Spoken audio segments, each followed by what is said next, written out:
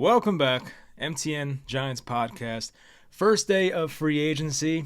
Not officially, it's Wednesday. That's the first real day, but today's like the day we find out everything. And I want to go back to the 2019 NFL draft. Let's take a stroll down memory lane real quick here. So, the Giants, of course, had the 17th overall pick in that draft from the Odell Beckham trade. I believe 17 belonged to the Browns. And the pick right before the Giants was the Panthers. They selected edge rusher Brian Burns, who I was a huge fan of. And he's just one of those guys you could watch him, and he was just at a different speed than everybody else. Like, you knew, barring injury, he was going to be a pretty special player at the next level, which he ended up being.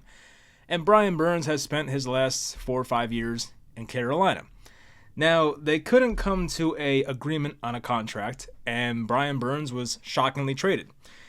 And that team happens to be the New York Giants. So Brian Burns, all these years later, 5 years later, is now a New York Giant. They get Dexter Lawrence at 17 in that draft. They get the guy who went 16th in Brian Burns. It all worked out to perfection. But he did sign a giant extension to come here. The Giants gave him a 5-year deal worth $150 million with $87.5 million guaranteed. A monster-sized deal for Brian Burns, but he's a guy who I think is worth it. He's not even 26. He's still 25, and he's been putting up numbers in the NFL. You listen to offensive linemen talk about blocking this guy, and it's very difficult, apparently. The guy, they make it sound like he teleports. He's so quick. He has great bend for a guy of his size, and he has a wide variety of pass rushing moves, which is great. And he can probably teach Kayvon Thibodeau quite a few things, which is nice. I mean, we now have a defensive line of Dexter Lawrence, Brian Burns, Kayvon Thibodeau.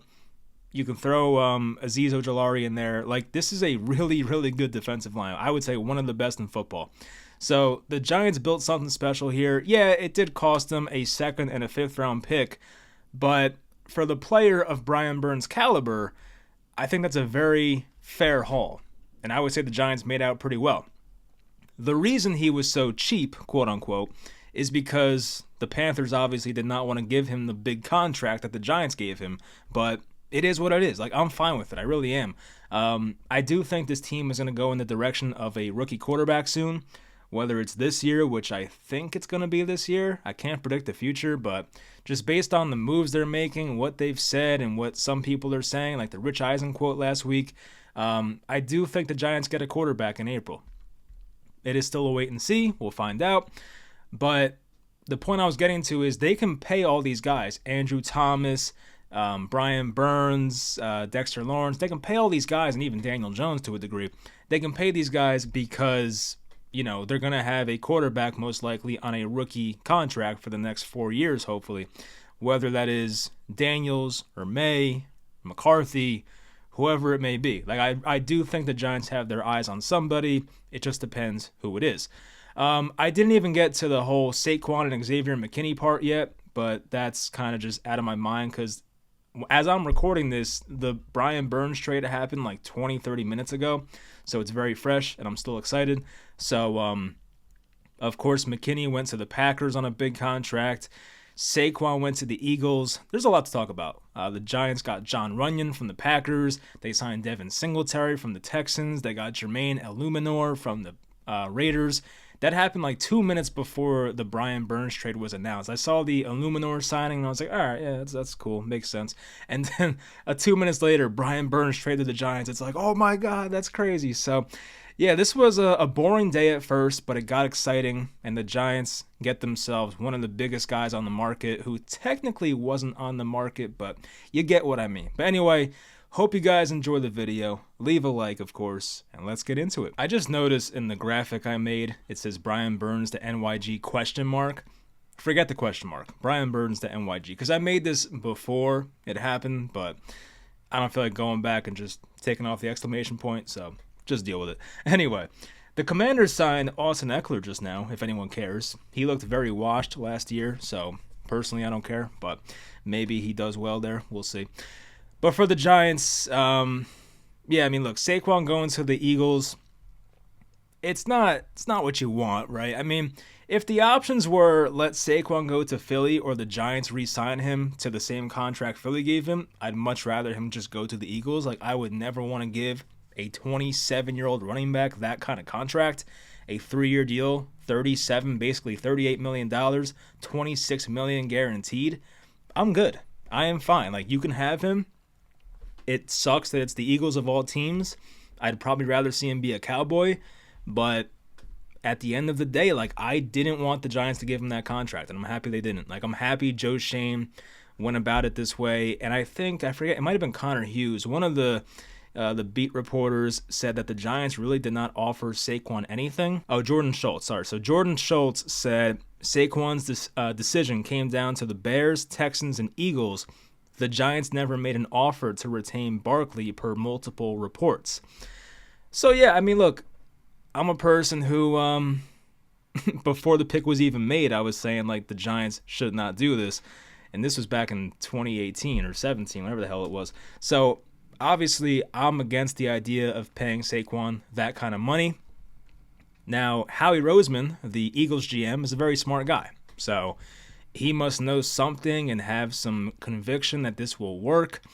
I'm interested to see how Saquon looks behind an offensive line like Philly and having A.J. Brown and Devontae Smith around him with Jalen Hurts. Like, it's going to be a good fit, obviously. It's a great fit for him.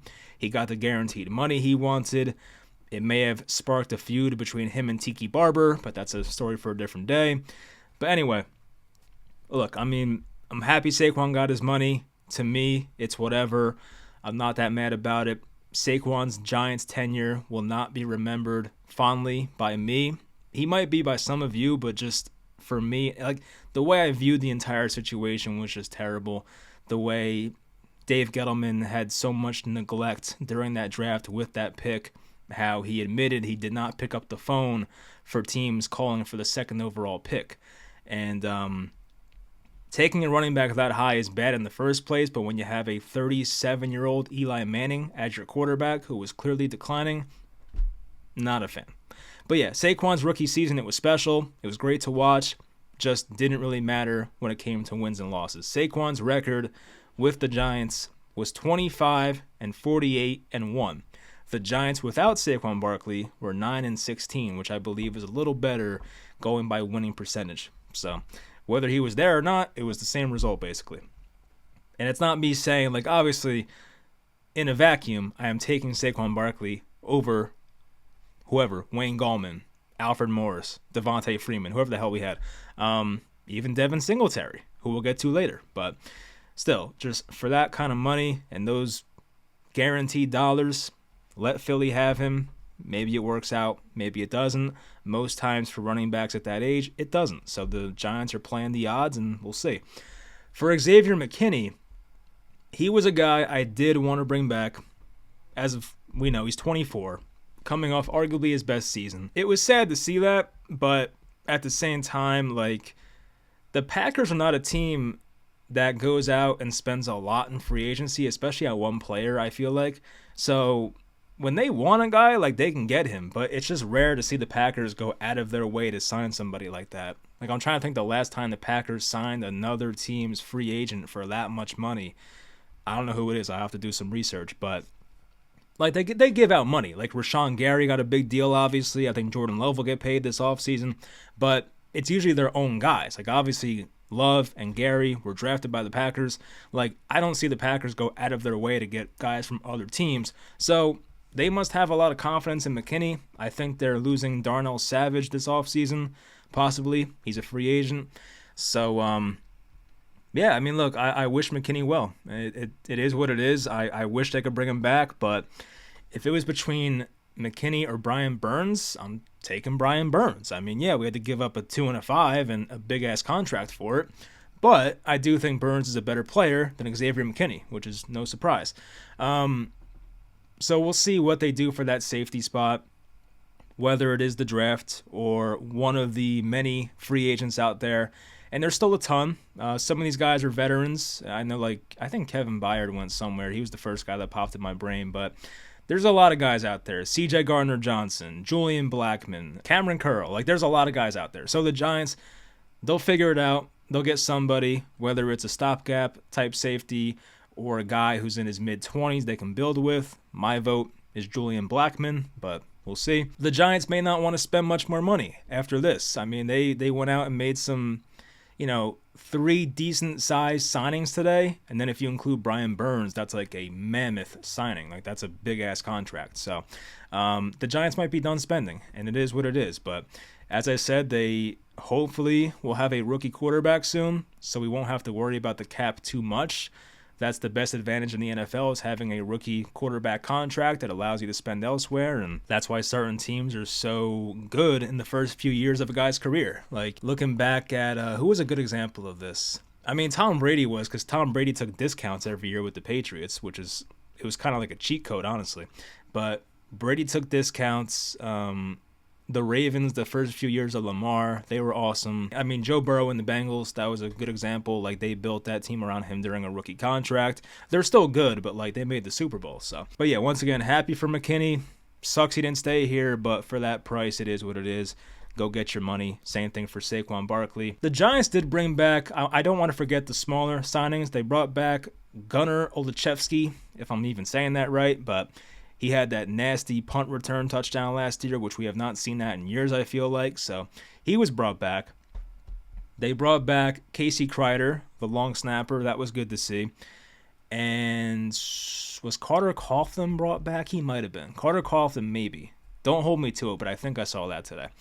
Anyway, so for the Giants and their other signings they made today, I'll just go in order. So John Runyon was brought over from the Packers, and he has a ton of experience at both guard positions, so that's probably where he'll be, especially with Evan Neal at right tackle and Illuminor now for some extra depth. So yeah, Runyon will definitely be a starting tackle, or starting guard, not tackle, starting guard next year. It kind of gave me like Mark Glowinski vibes, which I didn't want that to be the case, but when I went into this free agency, I really thought that the Giants were going to sign like a Onwenu or Robert Hunt, and Robert Hunt got paid big time by the Panthers. I want to see that contract, by the way, because it like one of those contracts that like knocked your socks off. Does anyone even say that anymore? I don't know. 5 years, $100 million for a guard. I mean, just crazy stuff. I want to see the guaranteed money. I can't find it, but either way, like that's a massive contract for a guard. I did believe that Robert Hunt was going to be the guy the Giants were going to get, but I think they knew the whole time today, like, hey, we might get Brian Burns. We have a good chance here. So they probably just went for the smaller contracts, and hey, I'm fine with John Runyon. Like, it's not that big of a contract. 3 years, $30 million. It's not going to kill you. If he sucks, I mean, yeah, it's going to suck, but this is not the kind of contract where you look at it and it's just like the worst thing ever. So for John Runyon, for Jermaine Illuminor, I mean, those are smaller level contracts. I want to see Illuminor's exact money he got. He got 2 years and $14 million. I mean, it's a fine contract for a swing tackle. Maybe a little pricey. The Giants obviously had to address this position. I went over this a week ago. Like, they had to invest in some type of swing tackle. So obviously, he has the connection to Carmen Brasillo, the Giants' offensive line coach. He was with the Raiders, and Illuminor played starting right tackle the past couple years, and he was fine. I believe he's played some guard as well. He's played some left tackle at times, so he's played everywhere. It's good to have a guy like that. He is 29. You know what you're getting here. And for John Runyon, there is, I guess, some chance to improve. He's only 26, but I feel like for Illuminor, he's close to 30 now. Like, that's pretty much what he is. And that's fine. Like, if he plays the way he did the last couple of years, like, they'll be fine. I really think the Giants will look at this contract as a bargain, honestly, if he plays the way he did the past couple of years. I'm hoping with a new offensive line coach, and, you know, the Giants have been so bad at developing guys, I'm hoping that whether it's Illuminor or Runyon or whoever else they get, that these guys don't fall off a cliff. Because that's been a problem with the Giants. Like, Mark Glowinski was a prime example. Like, Mark Glowinski was never some elite right guard, but he was a guy that Colts fans can look at and say, all right, he's reliable, he's fine, we don't have to worry about him. Of course, when he comes here to the Giants, he became a turnstile and was terrible. and he looked like he aged very quickly. Hopefully with these guys, we don't have that same result. They're not the biggest contracts once again. Runyon's is a bit steeper. It was 3 years for 30 as compared to Illuminor, who was 2 for 14. I just hope they work out. I hope they're fine. We don't have to worry about them too much. But it's, the Giants approached this the right way. They went into free agency and they said, all right, what are the places we have to get depth and places we have to really address, which is what I think that free agency should be used for in the first place. Like, if I were doing it, I would just look at positions that I'm thin at and be like, all right, what do we need to fill so that we feel okay about these spots? Obviously, here and there, you're going to splurge and have some really big signings like Brian Burns. But, even going back in time, like a Janoris Jenkins or Damon Harrison, there will be times, Olivier Vernon, where you have to spend big. Nate Solder. Sometimes when you do that, obviously, based on some of those names I just said, it's a bad idea. You'd rather draft and develop your guys. But I think for the Giants' case, they came into this and said, all right, we don't really have much faith at right tackle. Let's bring in Illuminor. We don't have anything at guard. We could bring back some guys. We could hope that McKinney gets better. Justin Pugh's probably done. Shane Lemieux, I think, is probably done. Ben Bredesen, could bring him back. But at the same time, there's no guarantees there. Izudu, maybe he gets better. But the Giants went into this thinking, hey, we got to get somebody, get a reliable guard. And they get a guy from the Packers who started for at least a couple years now. Well, 3 years. I don't want to slight the guy. 3 years. He's been starting for the Packers since 2021. So 3 years. It's not the most exciting signing. I get it. But you look at some of the money that like Jonah Jackson, even Jonah Jackson, who I think is fine. I've liked Jonah Jackson for a long time, even in college. But he got a $51 million deal for 3 years. And that's a lot for a Jonah Jackson level player. I mentioned what Robert Hunt got. That was insane. So I think value-wise, the Giants did okay here. But I just hope these guys, once again, don't fall off a cliff. That's what we can't have happen. Like, just have them come in and be serviceable level players that don't just fall off a cliff like everybody else seems to with this offensive line. For the rest of it, Devin Singletary, I didn't get to. Singletary, he signed I think it was a 3-year deal for like 15 or so. Let me see real quick. 3-year deal with the Giants worth $16.5 million deal. Worth up to $19.5 million. Obviously, with what Saquon got, I mean, this is like basically half of that. So the funny thing is, I looked at it before. Saquon Barkley's career yards per carry is 0.3 less than Devin Singletary. I think Barkley's career yards per carry is like 4.3 yards, and I think Singletary's like 4.6. I'm going to look this up again or just look back on my Twitter, but it was pretty, surprising when I saw that, because you're not thinking like, oh, well, Singletary's going to have more yards per carry than freaking Saquon Barkley. Like, no. Yeah, it was 4.6 and a 4.3, so Singletary had more, which is just, once again, very surprising. But I've liked Singletary for a long time. Like, I'm not like the biggest fan of him, but I remember even back in his rookie year during, I used to do some fantasy football videos. I do a few in the summer, but back when I was doing fantasy football videos more frequently, I had a video of like bold predictions. And this was during his rookie year, Singletary in Buffalo, backing up, I think, Frank Gore at the time. And I made the prediction that Singletary was going to start more games than Frank Gore. And I'm looking at it now. He did have 8 starts his rookie year, so that bold prediction may have been correct. But he's had solid years every year. He's been between 687 rushing yards and 898 every year of his career. He's had a 4-year career, averages, once again, 4.6 yards per carry. He's had over 4,000 yards in his career, 20 touchdowns. Last year probably had the best year of his career. Not the most efficient year. It was actually his least efficient year. He did see his most work last year. He had 216 carries. He also had 30 receptions. I feel like Singletary, you look at him and he is like what you would consider a replacement level running back. A guy who, if he's out of the lineup, you're not going to notice it that much, but he's still like a fine starter. Like, I'm okay with him. He's only 5'7", 203 listed at, 26 years old, so he's younger than Saquon. That's nice. But obviously, he's not the same player of Saquon's caliber. But as I mentioned, he's been pretty efficient for the most part. He does wear 26. I wonder if the Giants give him 26 off the bat. They probably would, right? Like, why not? They're not going to retire Saquon's number. I doubt it. That'd be crazy. But he's a capable receiver, pretty good in between the tackles runner. He has good vision, good jump cuts. Like, he just knows where to go.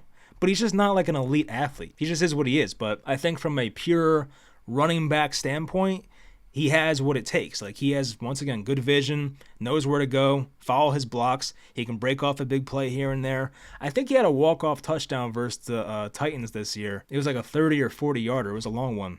Now I feel like I got called back, but I don't know. But he had a big play at one point in that game. It might have got called back, I forget. But he has some breakaway speed. It's definitely not his game to break away. Like, I want to see his longest run of his career is 51 yards. So it's not spectacular. Last year it was 24 yards. Wow. So maybe that play I'm thinking of was a reception. He did have a 41-yard reception last year. Maybe that's it. I don't know. But he did have over 1,000 scrimmage yards for 3 straight years. The guy he's been durable. He's been reliable.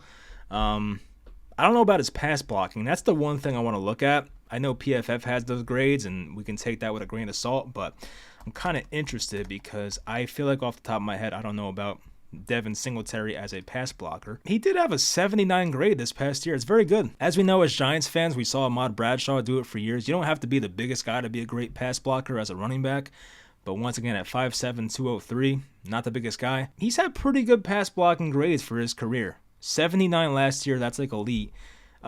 65 in 22, 49 was his worst in 2021, but 64 in his second year and 65 in his first year. So, I mean, hey, like, that's not too bad. I'll take that. So, yeah, maybe not the guy you put on the field for, like, third down and long situations where it's an obvious passing down, but, you know, he's not going to be a liability, I think, so that's good. So, yeah, I'm fine with it. I did prefer to draft a guy in, like, the 4th or 5th round, but Singletary is a fine running back. He's not making that much money. I'm okay with it. It's funny, I went through some old tweets about what I was saying about Brian Burns back in the day, and, so this is from October 2019, so this is like a month into their rookie careers. Someone tweeted a video of Brian Burns with a scoop and a score, and I quote tweeted saying, "Good thing Dex looks like a good player because Brian Burns has been balling." But right now we got both. We got both of them in their prime.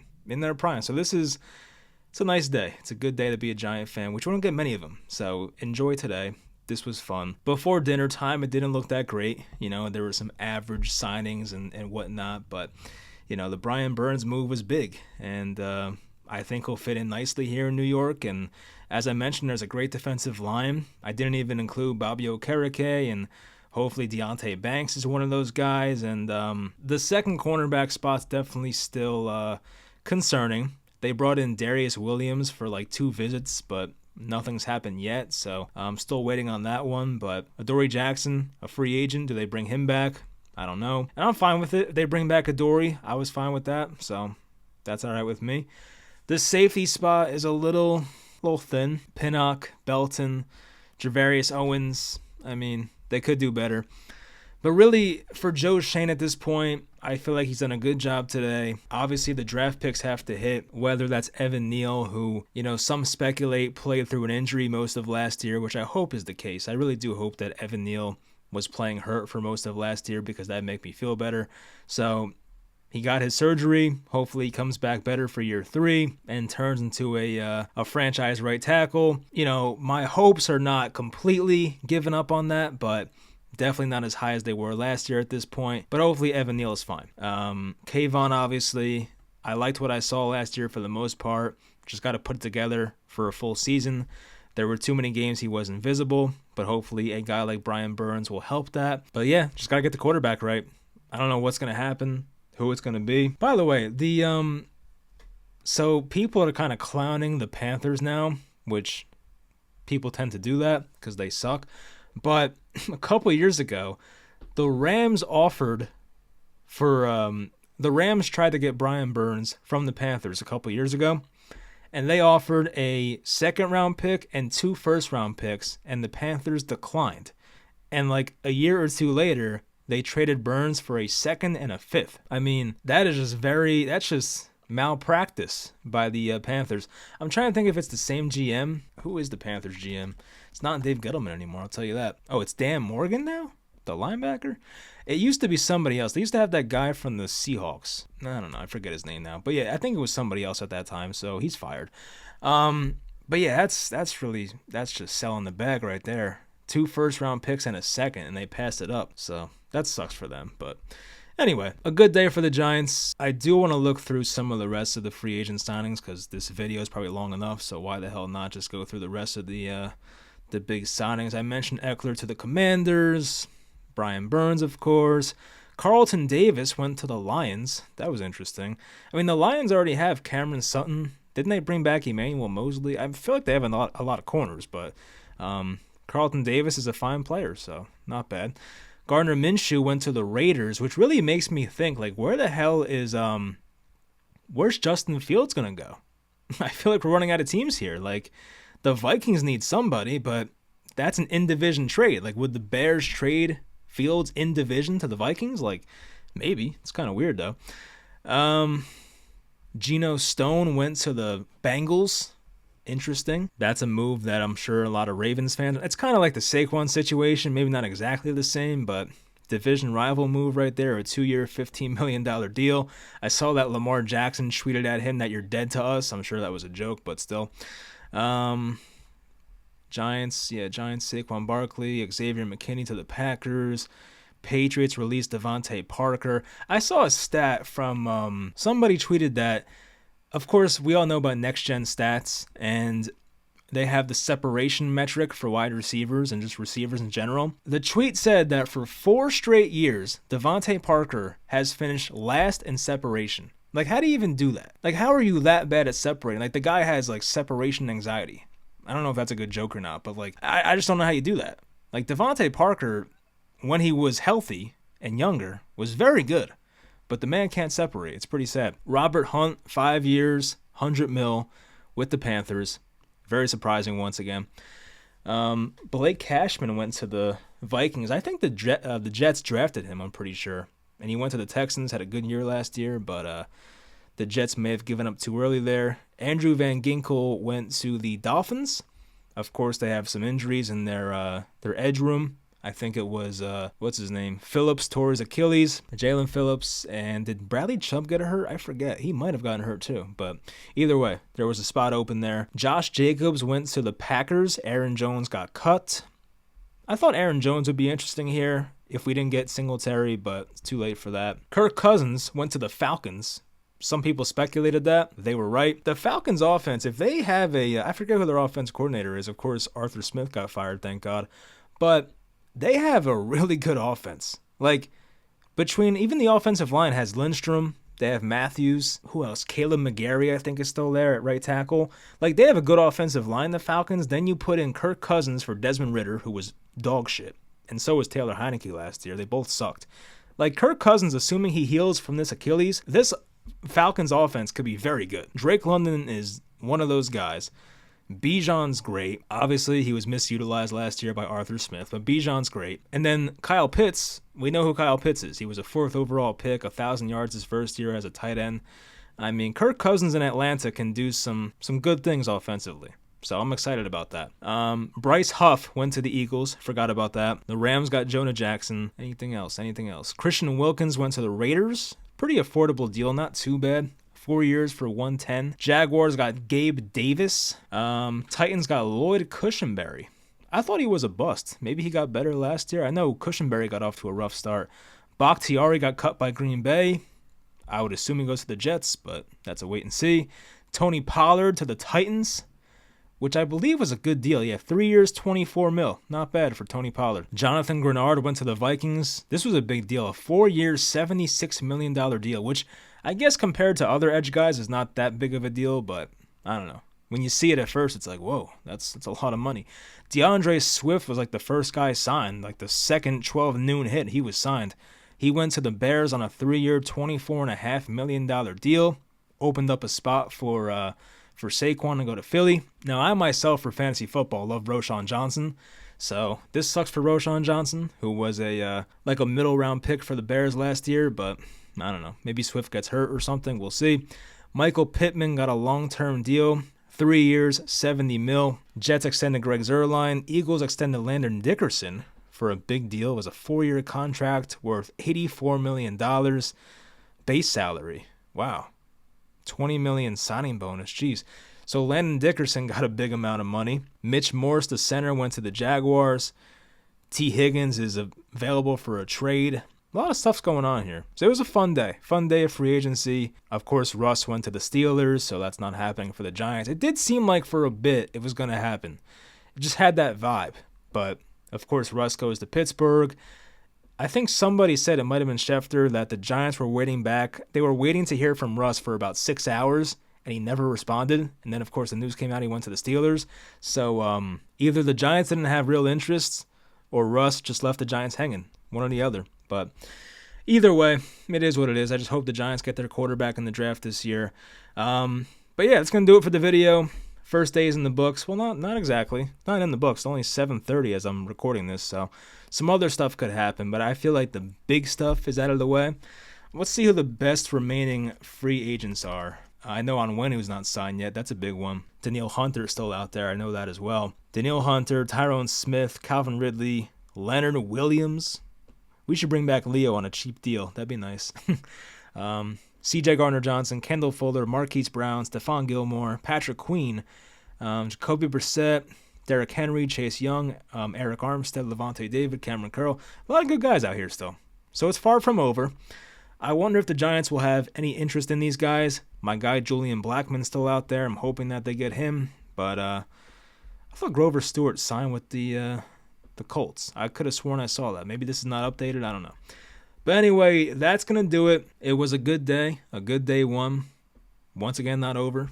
But for right now, it looks good. So I hope Joe Schoen has a plan. I hope he has a plan to get us a quarterback because the roster is looking like it's getting built.